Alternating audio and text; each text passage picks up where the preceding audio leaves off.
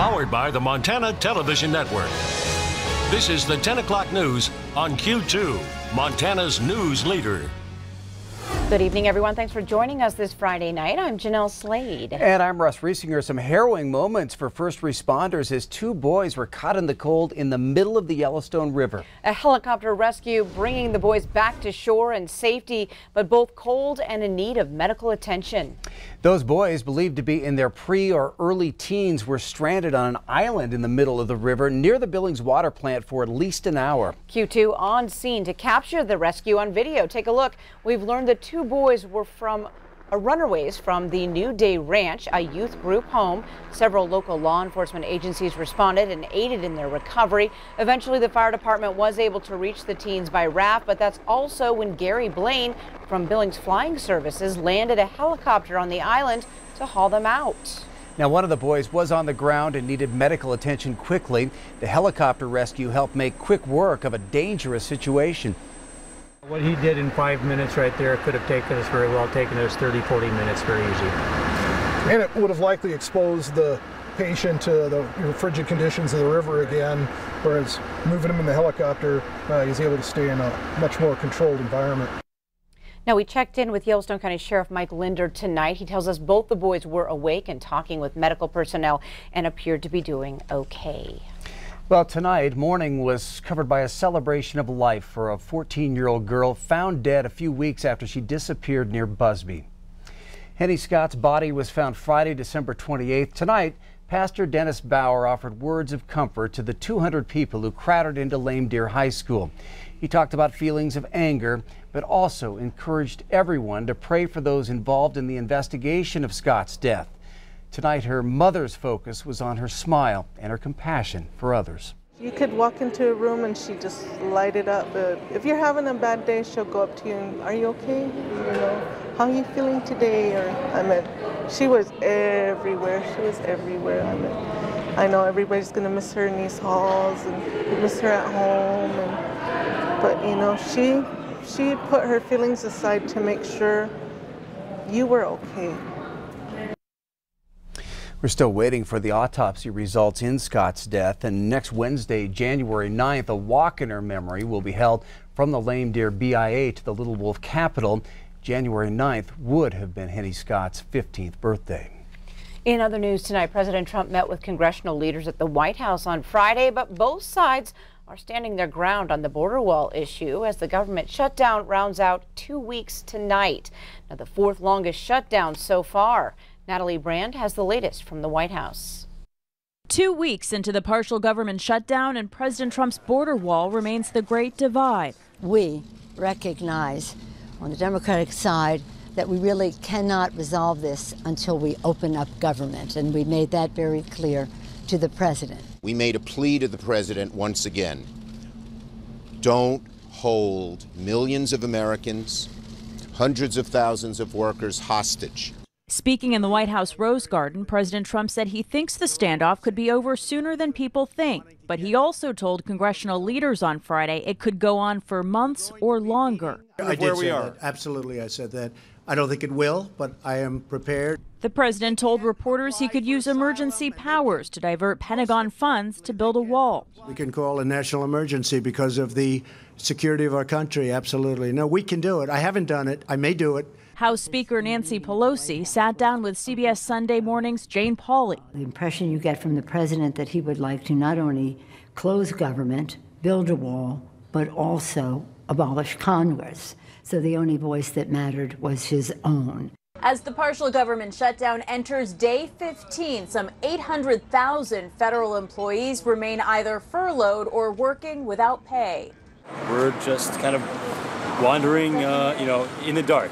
While federal employees remain in limbo, CBS News has learned the administration and congressional staffers plan to meet again on Saturday.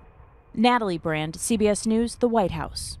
The longest shutdown back in 1995 lasted 21 days, with the House and Senate adjourned until Tuesday, marking the 18th day of this shutdown. It's growing more possible. This one will make the history books. A newly elected Michigan congresswoman has stirred up Capitol Hill with a profanity-laced call to impeach the president. Just hours after being sworn in for her first day, Representative Rashida Tlaib was recorded at an event last night telling a crowd that she wants to impeach the president. Although some stood in her defense, others, including many Democrats, felt it created even more division in a time when unity couldn't be more important. The president chimed in on Twitter, asking how he could be impeached and claiming he's the most popular Republican in party history.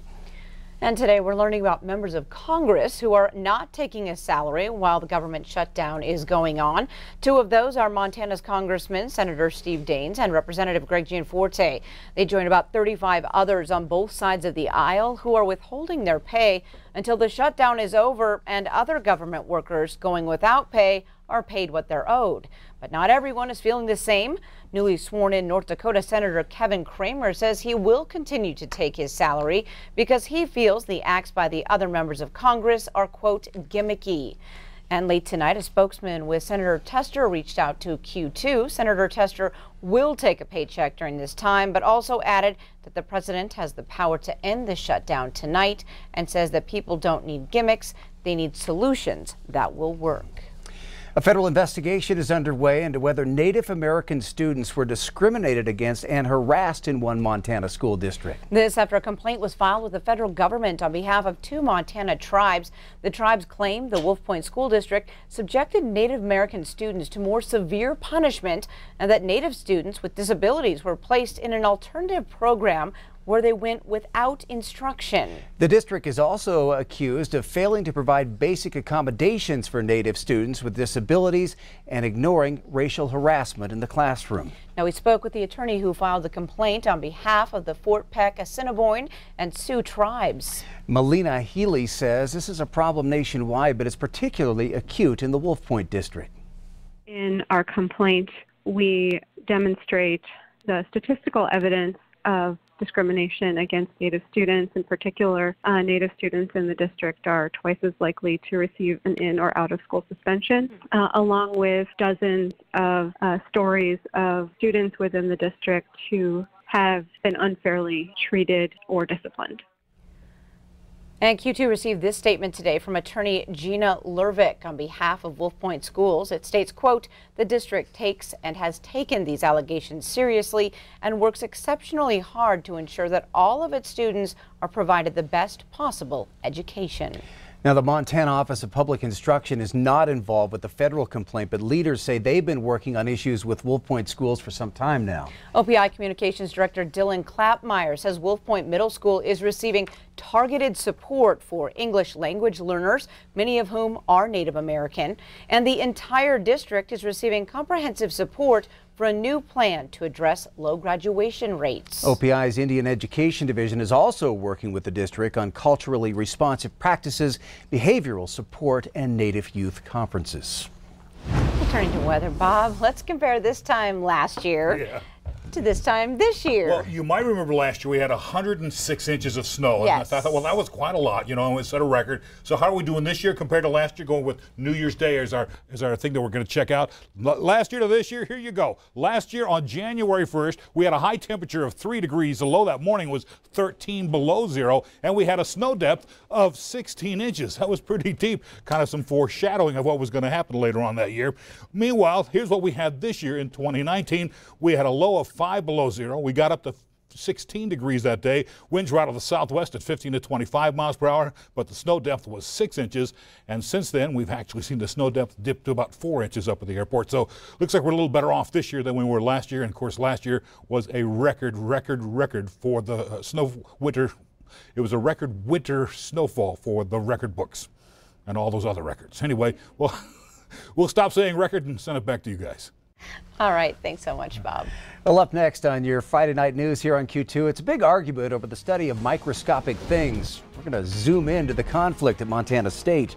And later in sports, Scott has all sorts of high school basketball, including the winner between Senior and West.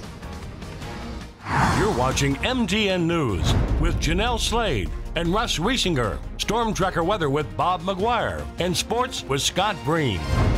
This is the 10 o'clock news on Q2, Montana's news leader.